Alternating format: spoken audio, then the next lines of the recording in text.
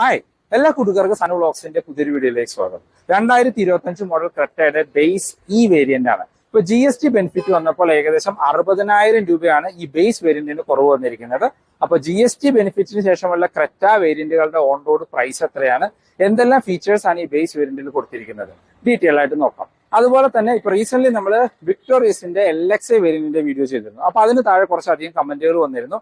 നമ്മുടെ Creta base variant ആയിട്ടൊന്ന് compare ചെയ്യാമോ എന്നുള്ളൊരു കമന്റ് വന്നിരുന്നു. അതുകൊണ്ടാണ് ഇപ്പോൾ ക്രെറ്റ ബേസ് വേരിയന്റ് വീഡിയോ ചെയ്യാനായിട്ടുള്ളൊരു റീസൺ. ക്രെറ്റ ബേസ് ഈ വേരിയന്റിന്റെ എക്സ്റ്റീരിയർ എന്നുള്ള ലുക്ക് ആൻഡ് ഫീച്ചേഴ്സ് നോക്കുകയാണെങ്കിൽ ക്രെറ്റയുടെ മെയിൻ ആയിട്ടുള്ള ഒരു അഡ്വാൻറ്റേജ് ആണ് എല്ലാ വേരിയന്റുകളുടെയും ഫ്രണ്ടിൽ നിന്നുള്ള ലുക്ക് എക്സാക്ട്ലി സിമിലർ ആണ്. ചെറിയ ചെറിയ ഡിഫറൻസ് മാത്രമേ വരുന്നുള്ളൂ. ഇപ്പൊ ഈ വാഹനം ടോപ്പ് എൻഡ് ആയിട്ട് വരുന്ന ഒരേ ഒരു ഡിഫറൻസ് ഒറ്റ നോട്ടത്തിൽ നമുക്ക് റൂഫ് റെയിൽസ് വരുന്നില്ല എന്നുള്ളത് മാത്രമാണ്. പിന്നെ സൺറൂഫ് പോലെയുള്ള ഫീച്ചേഴ്സ്. അതുപോലെ തന്നെ ക്രെറ്റയുടെ ബേസ് വേരിയന്റ് പോലും നിങ്ങൾക്ക് ടോപ്പ് എൻഡിലേക്ക് കൺവേർട്ട് ചെയ്യാനായിട്ട് പറ്റും. അത് ഷോറൂമിൽ നിന്ന് തന്നെ ചെയ്ത് കിട്ടും. അതും ഒരു അഡ്വാൻറ്റേജ് ആണ്. ഇപ്പോൾ ഈ ബേസ് വേരിയന്റ് ഒരു 60,000 രൂപ കൊടുക്കുകയാണെങ്കിൽ അത്യാവശ്യം ഫീച്ചറിസ്റ്റിക് ആയിട്ടും ഏകദേശം ഒരു 1,25,000 രൂപ സ്പെൻഡ് ചെയ്യുകയാണെങ്കിൽ അലോയ്സ് ഉൾപ്പെടെ ടോപ്പ് എൻഡിന്റെ ലുക്കിലേക്കും നിങ്ങൾക്ക് കൺവേർട്ട് ചെയ്യാനായിട്ട് പറ്റും. അതിനുള്ള മെയിൻ ആയിട്ടുള്ള റീസൺ ഈ ബ്ലാക്ക് കളർ. എല്ലാവരും ക്രെറ്റ നോക്കുന്ന ടോപ്പ് എൻഡിലേക്ക് പോകുമ്പോൾ ബ്ലാക്ക് കളറാണ്. അപ്പോൾ ഈ ബ്ലാക്ക് കളർ നമുക്ക് ബേസ് വേരിയന്റ് തൊട്ട് അവൈലബിൾ ആണ്. അതുപോലെ തന്നെ ക്രെറ്റയില് ഡീസലും നമുക്ക് ബേസ് വേരിയന്റ് തൊട്ട് സ്റ്റാർട്ട് ചെയ്യുന്നുണ്ട്. ഈവൻ സെക്കൻഡ് വേരിയന്റ് തൊട്ട് നമുക്ക് ഓട്ടോമാറ്റിക്കും പനോറമിക് സൺറൂഫും ലഭിക്കുന്നുണ്ട്. അപ്പോൾ ആ വേരിയന്റ് എടുത്ത് ടോപ്പ് എൻഡിലേക്ക് കൺവേർട്ട് ചെയ്യുകയാണെങ്കിൽ ആ ഒരു ബഡ്ജറ്റ് മുടക്കുന്നതിന് വെർത്ത് ആയിട്ടുള്ള കൺവേർഷൻ നിങ്ങൾക്ക് ചെയ്യാനായിട്ട് പറ്റും. അപ്പൊ ഈ ബേസ് വേരിയന്റിന്റെ എക്സ്റ്റീരിയർ എന്നുള്ള മറ്റു ലുക്ക് ആൻഡ് ഫീച്ചേഴ്സ് നോക്കുകയാണെങ്കിൽ ലുക്ക് നമ്മൾ ആദ്യം പറഞ്ഞ പോലെ എല്ലാ വേരിയന്റുകളിലും സിമിലർ ലുക്കാണ്. ഫീച്ചേഴ്സിലേക്ക് വരുമ്പോൾ നമുക്ക് ടോപ്പ് എൻഡിൽ ഇവിടെ ഒരു കണക്റ്റഡ് DRL വരുന്നുണ്ട്. അത് ഈ ഒരു ബേസ് വേരിയന്റിൽ വരുന്നില്ല. പകരം ഈ ഒരു കോർണറിലെ പൊസിഷനിങ് ലാമ്പായിട്ടാണ് വരുന്നത്. അത് LED ആയിട്ട് കൊടുത്തിരിക്കുന്നു. അതിന് താഴെ നമുക്ക് ഇൻഡിക്കേറ്റേഴ്സ്, അത് ഹാലജൻ ആയിട്ടാണ് വരുന്നത്. താഴേക്ക് വന്നാൽ നമുക്ക് പ്രൊജക്റ്റഡ് യൂണിറ്റ് ആയിട്ട് ഹെഡ്ലൈറ്റ് ലോ ബീമും അതിന് താഴെ നോർമൽ ലൈറ്റ് ആയിട്ട് ഹൈ ബീമും കൊടുത്തിരിക്കുന്നു. രണ്ടും ഹാലജനാണ്, LED ഒന്നും വരുന്നില്ല. ഇത് നിങ്ങൾക്ക് ഷോറൂമിൽ നിന്ന് LED കൺവേർട്ട് ചെയ്യാം. വേറെ ഫോഗ് ലൈറ്റ് കാര്യങ്ങളൊന്നും തന്നെ ക്രെറ്റയിൽ വരുന്നില്ല. ഫ്രണ്ടിലെ സ്കിഡ് പ്ലേറ്റ് എല്ലാ വേരിയന്റുകളിലും സിമിലർ സിൽവർ ഫിനിഷിൽ തന്നെയാണ് വരുന്നത്. ഗ്രൗണ്ട് ക്ലിയറൻസ് 190 mm ആണ്.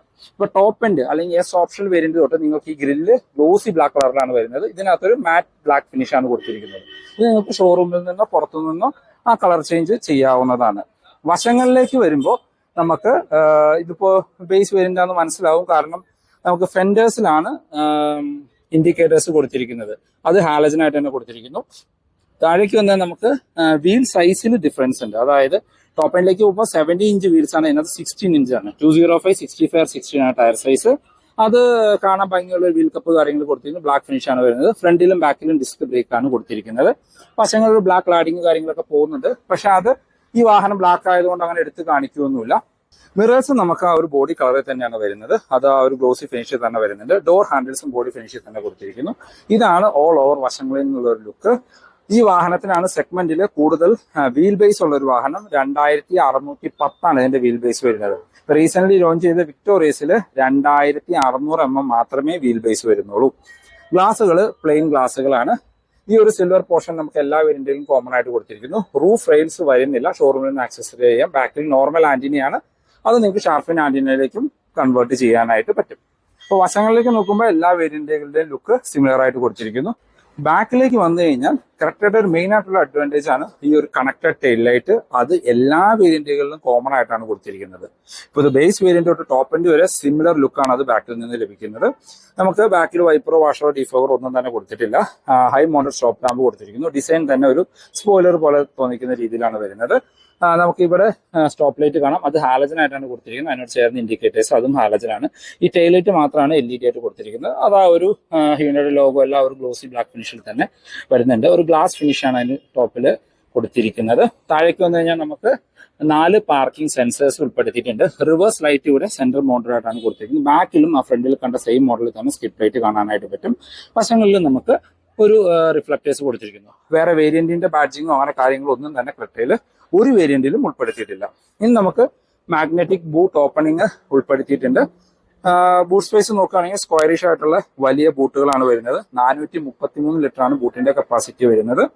നമുക്ക് സീറ്റ് 60-40 സ്പ്ലിറ്റ് സീറ്റിന്റെ ഓപ്ഷൻ വരുന്നുണ്ട്. പക്ഷേ head rest fixed head rest ആണ് ബേസ് വേരിയന്റ് കൊടുത്തിരിക്കുന്നത്. പാഴ്സൽ ട്രേ വരുന്നില്ല. സ്പെയർ വീല് വരുന്നുണ്ട്. അതായത് ആ ബേസ് വേരിയന്റിൽ കാണുന്ന സെയിം സൈസിലുള്ള സ്പെയർ വീലുകൾ ക്രെറ്റയിൽ ഉൾപ്പെടുത്തിയിട്ടുണ്ട്. അത് നമ്മൾ വിക്ടോറിയസായിട്ട് കമ്പയർ ചെയ്യുമ്പോൾ ഒരു അഡ്വാൻറ്റേജ് ആണ്. വേറെ ബൂട്ട് ലൈറ്റോ കാര്യങ്ങളോ ഒന്നും തന്നെ ബേസ് വേരിയന്റ് ആയതുകൊണ്ട് ഉൾപ്പെടുത്തിയിട്ടില്ല. ഇനി നമുക്ക് അകത്തു നിന്നുള്ള ഫീച്ചേഴ്സ് ഒന്ന് ചെക്ക് ചെയ്ത് നോക്കാം. നമ്മൾ ആദ്യം പറഞ്ഞ പോലെ നമുക്ക് റിക്വസ്റ്റ് സെൻസർ അങ്ങനെ കാര്യങ്ങളൊന്നും തന്നെ വരുന്നില്ല. ഇതാണ് ഈ വാഹനത്തിന്റെ കീ വരുന്നത്. നമുക്ക് കീയിലേക്ക് നോക്കിക്കഴിഞ്ഞാൽ ഒരു ബേസ് വേരിയന്റിന്റെ കീ നല്ല പ്രീമിയം ലുക്കിംഗ് കീ തന്നെയാണ് വരുന്നത്. ലോക്ക് ആൻഡ് അൺലോക്ക് ഹോൾഡ് ചെയ്ത് വെച്ച ബൂട്ട് ഓപ്പൺ ചെയ്യാൻ ഓപ്ഷനോട് കൂടിയ ഫുള്ളി ഫംഗ്ഷണൽ ആയിട്ട് 2 ഫ്ലിപ്പ് കീസ് ആണ് കൊടുത്തിരിക്കുന്നത്.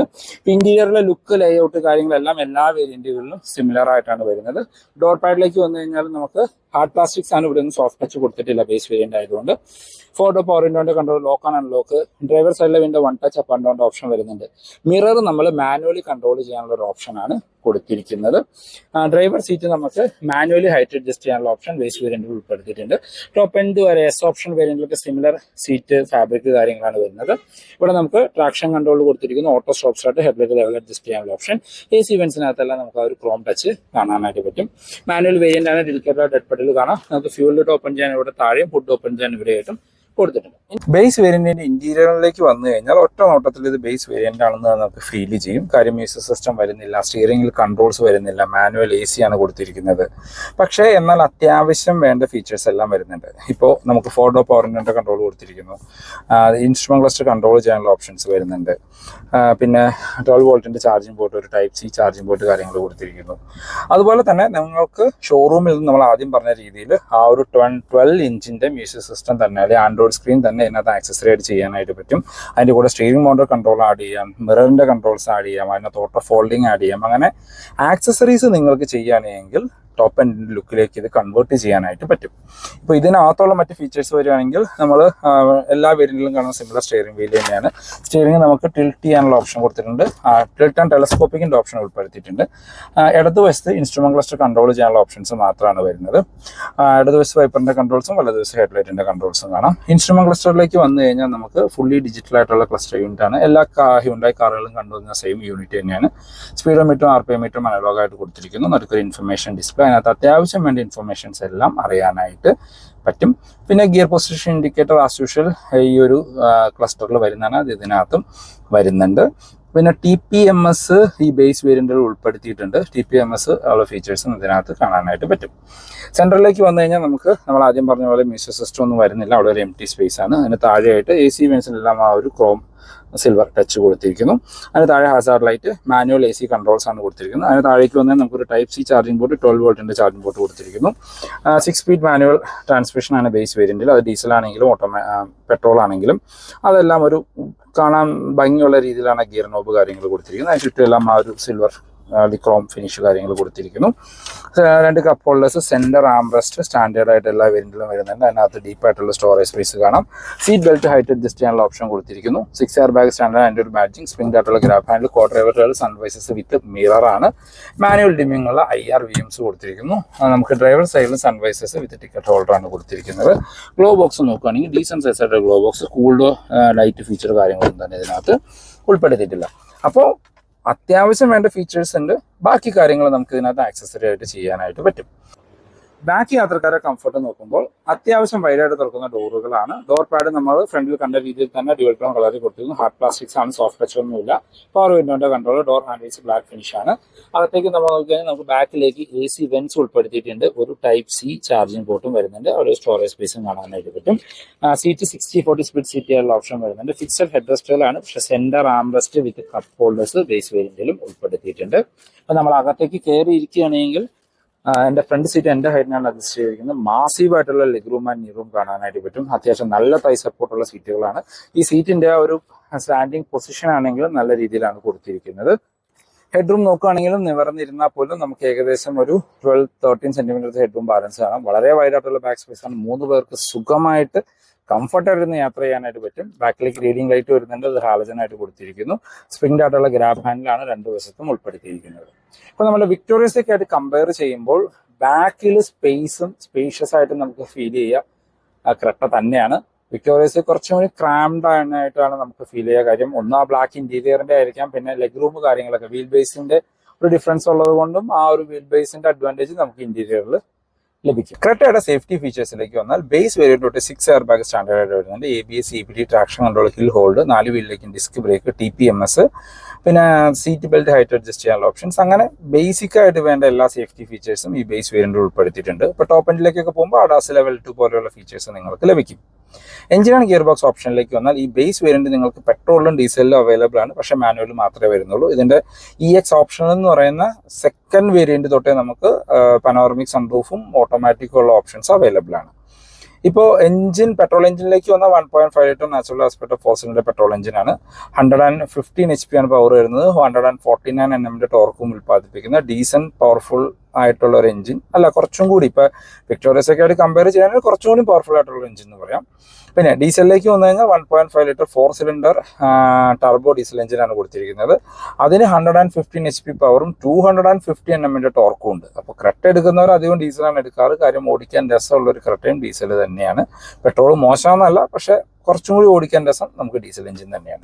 മൈലേജ് നോക്കുകയാണെങ്കിലും ഡീസൽ എഞ്ചിനായിരിക്കും കൂടുതൽ മൈലേജ് വരിക. സിറ്റി തന്നെ ഒരു 15-16 നമുക്ക് എക്സ്പെക്ട് ചെയ്യാം. ഹൈവേ കയറി കഴിഞ്ഞാൽ ഒരു 18-20 ഇടയ്ക്ക് ആവറേജ് മൈലേജ് നമുക്ക് ഡീസലിൽ ലഭിക്കും. പക്ഷേ പെട്രോൾ കമ്പാരിറ്റീവ് കുറവാണ്. സിറ്റിയിലൊരു 10-12 ഇടയ്ക്കും ഹൈവേയിൽ കയറി കഴിഞ്ഞാൽ ഒരു 14-15 വരെയൊക്കെ മൈലേജ് നമ്മൾ എക്സ്പെക്ട് ചെയ്താൽ മതി. ഈ വാഹനത്തിന് ഇപ്പോൾ പ്രൈസ് അപ്ഡേറ്റ് വന്നപ്പോൾ GSTയുടെ പ്രൈസ് ഡിഫറൻസ് വന്നത് 60,000 രൂപ തൊട്ട് ഏകദേശം 1,40,000 രൂപ വരെ പ്രൈസിന്റെ കുറവാണ് വന്നിരിക്കുന്നത്. ഇപ്പോൾ ബേസ് വേരിയന്റിൽ തന്നെ നമുക്ക് 60,000 രൂപയുടെ ഡിഫറൻസ് വരുന്നുണ്ട്. ഇപ്പോൾ നമ്മൾ റിവ്യൂ ചെയ്തുകൊണ്ടിരിക്കുന്ന ബേസ് പെട്രോൾ വേരിയന്റ് 12,82,000 രൂപയാണ് ഓൺ റോഡ്. എക്സ്ഷോറൂം 10,72, ഓൺ റോഡിലേക്ക് വരുമ്പോൾ 12,82,000 രൂപ. ഡീസലിലേക്ക് വന്നു കഴിഞ്ഞാൽ 12,24,000 രൂപയാണ് എക്സ്ഷോറൂം പ്രൈസ്. ഓൺ റോഡിലേക്ക് വരുമ്പോൾ 14,63,000 രൂപ. നമ്മളിപ്പോൾ റീസെന്റ് റിവ്യൂ ചെയ്ത വിക്ടോറിയസിനും ഓൾമോസ്റ്റ് സിമിലർ പ്രൈസാണ്. ഒരു 30,000-40,000 രൂപയുടെ ഡിഫറൻസ് ആണ് ആ വാഹനത്തിനും പെട്രോളിന് വരുന്നുള്ളൂ. വിക്ടോറിയസിൽ ഡീസൽ അവൈലബിൾ അല്ല. വിക്ടോറിയസിന്റെ ഹൈബ്രിഡിലേക്കൊക്കെ പോകുമ്പോൾ 20 ലക്ഷം രൂപയുടെ അടുത്ത് പ്രൈസ് വരുന്നുണ്ട്. ഇനി ക്രെറ്റയിൽ ഓട്ടോമാറ്റിക് സ്റ്റാർട്ട് ചെയ്യുന്നത് second variant EX optional variant തൊട്ടാണ്. EX ഓപ്ഷനിൽ നമുക്ക് പെട്രോൾ വരുന്നുണ്ട്, അത് ഓട്ടോമാറ്റിക് വരുന്നുണ്ട്, ഡീസൽ വരുന്നുണ്ട്, ഡീസൽ ഓട്ടോമാറ്റിക് വരുന്നുണ്ട്. EX ഓപ്ഷനിലേക്ക് വന്നാൽ വേറൊരു അഡ്വാൻറ്റേജ് എന്ന് വെച്ചാൽ പനോറമിക് സൺറൂഫ് ലഭിക്കുന്നു എന്നുള്ളതാണ്. EX ഓപ്ഷണൽ പെട്രോൾ മാനുവലിന് 14,94,000 രൂപയാണ് ഓൺ റോഡ് പ്രൈസ് വരുന്നത്.